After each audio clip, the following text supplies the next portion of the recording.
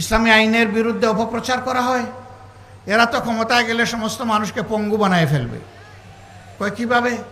বলে যে এই দেশের মানুষ, বেশিরভাগ মানুষ জনগণের সম্পদ চুরি করে, তো বেশিরভাগ মানুষের হাত কাটা যদি যায় তাইলে তো এই সমাজটা হাত কাটা বাহিনীর সমাজ হয়ে যাবে। না,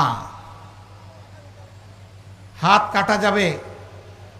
এই আইন জারির পরে এই ধরনের অপরাধ যারা করবে তাদেরকে বলে দেওয়া হবে এখন থেকে এই অপরাধের সাথে যাদেরকে পাওয়া যাবে তাদের ক্ষমা নেই।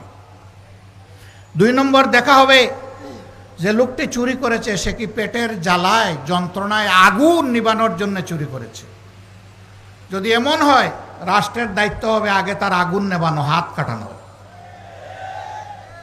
আগে তার বৈধ আয় উপার্জনের ব্যবস্থা করে দেওয়া।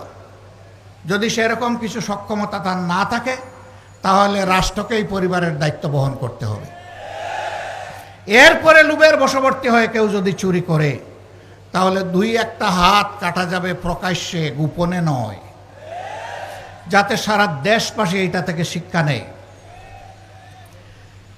এখন কে সমাজে এই হাত কাটা বাহিনীর সদস্য হতে চাইবে?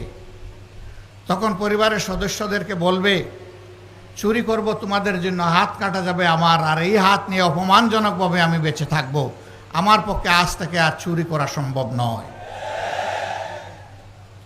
জিনার শাস্তি সঙ্গে সার।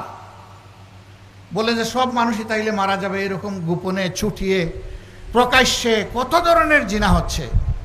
হ্যাঁ, ওরকম 2-1 জনের শাস্তি হলে বাকিরা তওবা করে আড়ালে চলে যাবে ইনশাআল্লাহ। মা বোনরা নিরাপদ হয়ে যাবে।